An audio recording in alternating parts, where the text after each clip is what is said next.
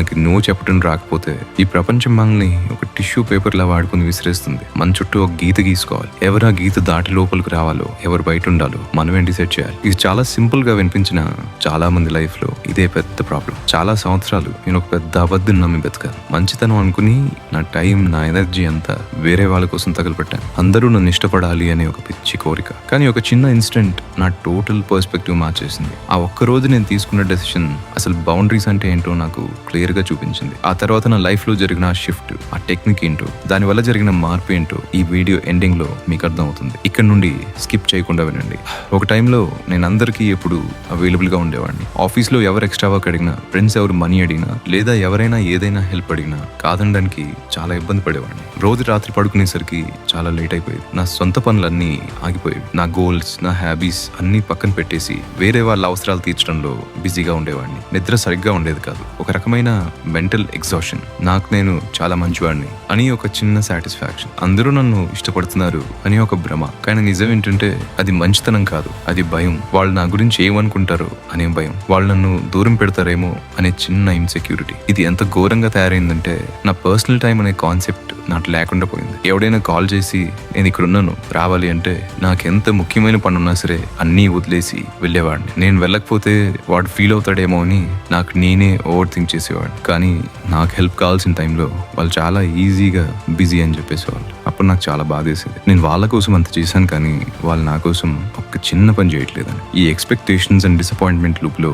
నేను చాలా రోజులు ఇరుక్కుపోయాను. ఒక సండే ఆఫ్టర్నూన్ నా లైఫ్ లో ఒక టర్నింగ్ పాయింట్ వచ్చింది. నాకు చాలా ఇంపార్టెంట్ అయిన పర్సనల్ పని ఉంది. నా కెరియర్ కి సంబంధించిన ఒక క్రూషియల్ స్టెప్ అది. నేను ల్యాప్టాప్ ముందు కూర్చుని డీప్ ఫోకస్ లో ఉన్నాను. అప్పుడు ఒక పరిచయం ఉన్న వ్యక్తి నుండి కాల్ వచ్చింది. తన చిన్న ప్రాబ్లం కోసం నా హెల్ప్ అడిగాడు. నేను వెళ్ళలేని సిచ్యుయేషన్, కానీ నేను వెంటనే వెళ్ళాను. నా ఇంపార్టెంట్ పని స్పాయిల్ అయింది. ఆ రోజు రాత్రంతా నిద్ర పట్టలేదు. నా మీద నాకే చిరాకు వచ్చింది. నా లైఫ్ చాలా రాంగ్ డైరెక్షన్ లో వెళ్తుంది అని నాకు అనిపించింది. నేను ఏం చేస్తున్నాను అసలు అప్పుడు అర్థమైంది. నా లైఫ్ కి నేను డ్రైవర్ సీట్ లో లేను. నా స్టీరింగ్ వేరే వాళ్ళ చేతిలో ఉంది. వాళ్ళు ఎలా తిప్పితే అలా తిరుగుతున్నాను. అక్కడే ఒక లైన్ డ్రా చేయాలి అని డిసైడ్ అయ్యాను. ఆ రోజు తీసుకున్న ఆ నిర్ణయం నన్ను పూర్తిగా మార్చేసింది. ఎక్కడ తప్పు జరుగుతుందో నేను చాలా డీప్ గా అబ్జర్వ్ చేశాను. 3 విషయాలు నాకు చాలా క్లియర్ గా అర్థమయ్యాయి. అవి తెలుసుకోకపోతే లైఫ్ అంతా వేరే వాళ్ళ కోసం బతికేయాల్సిందే. మన టైం, మన ఫ్రీడమ్ మన చేతిలో ఉండవు. ఇది నేను నా లైఫ్ లో ఇంప్లిమెంట్ చేసిన ఒక ఫ్రేమ్ వర్క్. మొదటి విషయం, ఇప్పుడు అందుబాటులో ఉండటం. మనం ఎప్పుడు ఎవరికి పడితే వాళ్ళకి దొరుకుతూ ఉంటే మన వాల్యూ ఆటోమేటిక్ గా పడిపోతుంది. ఇది నేను చాలా లేట్ గా తెలుసుకున్నాను. అందరూ పిలవగానే పలకడం, ఎవరు మెసేజ్ చేసినా ఇమీడియట్ గా రిప్లై అవటం,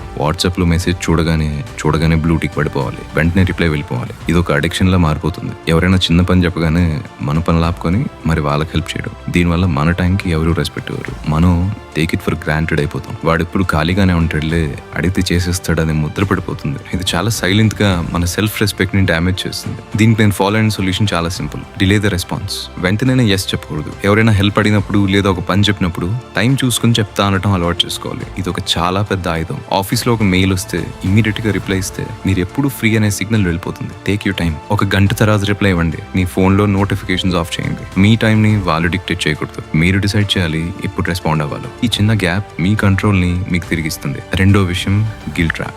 మనం ఎవరికైనా నో చెప్పినప్పుడు వచ్చే ఫస్ట్ ఎమోషన్ గిల్ట్. కానీ ఆ గిల్ట్ ని తట్టుకుంటేనే ఫ్రీడమ్ వస్తుంది. వేరే వాళ్ళకి ఇబ్బంది కలుగుతుందేమో అని మన పనులు ఆపుకుని వాళ్ళకి హెల్ప్ చేయడం ఒక పెద్ద తప్పు. వాళ్ళు బాధపడతారేమో అని మనం మనసులో రోజు బాధపడటం స్టార్ట్ చేస్తాం. దీనివల్ల మనం ధైర్యం రావాలి. మూడో విషయం, ఇన్నర్ సర్కిల్ ని డిఫైన్ చేయటం. అందరినీ సేమ్ డిస్టెన్స్ లో ఉంచగలం అనుకోవటం ఒక పెద్ద భ్రమ. పరిచయం ఉన్న ప్రతి ఒక్కరిని లైఫ్ లోకి అలౌ చేయటం వల్ల అనవసరమైన డ్రామా స్టార్ట్ అవుతుంది. అందరూ మన వెల్విషర్లు కాదు. ఎవరిని ఎంతవరకు అలౌ చేయాలి అనే క్లారిటీ లేకపోతే చాలా కష్టం. కొందరు మన టైం ని ఒక వ్యాంపైర్ లా పీల్చేస్తారు. దీనికోసం నేను నా రిలేషన్షిప్స్ ని కేటగిరీలుగా డివైడ్ చేసుకున్నాను.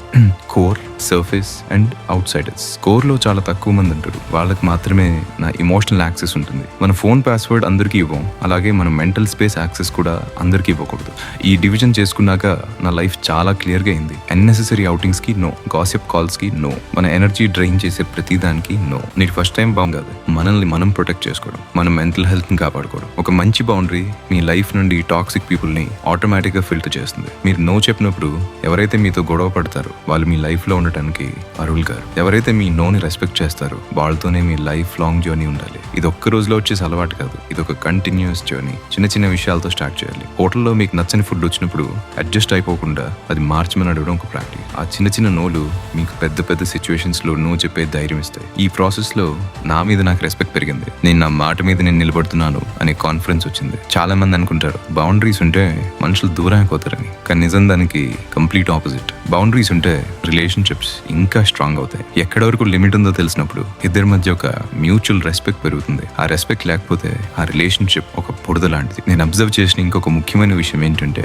మనం ఎప్పుడైతే బౌండరీస్ క్లియర్ గా సెట్ చేస్తామో పక్క వాళ్ళు మనల్ని చూసే విధానం మారిపోతుంది. వాళ్ళు మన టైం ని వాల్యూ చేయడం స్టార్ట్ చేస్తారు. స్టార్టింగ్ లో నేను ఒక ఇన్సిడెంట్ గురించి చెప్పాను. ఆ సండే ఆఫ్టర్నూన్ ఇన్సిడెంట్ తర్వాత నేను తీసుకున్న నిర్ణయం నన్ను పూర్తిగా మార్చేసింది. నేను ఫస్ట్ టైం నా చుట్టూ ఒక స్ట్రాంగ్ బౌండరీ సెట్ చేసినప్పుడు నా చుట్టూ ఉన్న బ్యాచ్ అంతా ఫిల్టర్ అయిపోయారు. చాలా మంది దూరం అయ్యారు. మొదట్లో చాలా ఒంటరిగా అనిపించింది, కానీ ఒంటరితనం ఒక క్లియర్ విజన్ ఇచ్చింది. నాకు అర్థమైంది ఏంటంటే, ఆ దూరమైన వాళ్ళెవరు నా జెన్యూన్ వెల్ విషర్స్ కాదు. వాళ్ళు నా టైంని, నా ఎనర్జీని అడుగునే వాళ్ళు మాత్రమే. ఆ ఒక్క షిఫ్ట్ నా కెరియర్ మీద, నా లైఫ్ మీద నేను ఫోకస్ చేసేలా చేసింది. ఆ రోజు నేను తీసుకున్న నిర్ణయం నన్ను ఒక ఇండిపెండెంట్ మనిషిగా మార్చింది. ఈ సమాజం మనకి ఎప్పుడు సెల్ఫిష్ గా ఉండకూడదు అని నేర్పిస్తుంది, కానీ మన ఓన్ గ్రోత్ కోసం, మన ఓన్ మెంటల్ క్లారిటీ కోసం కొంచెం సెల్ఫిష్ గా ఉండటంలో తప్పలేదు. మీ చుట్టూ ఒక గీత గీసుకోండి. ఆ గీత మీ సెల్ఫ్ రెస్పెక్ట్. ఎవరిని మరిన్ని వివరాల కోసం బయోలో ఉన్న మన వెబ్సైట్ లింక్ ని ఇప్పుడే చెక్ చేయండి. మీ టైం ఇచ్చినందుకు చాలా థ్యాంక్స్. ధైర్యంగా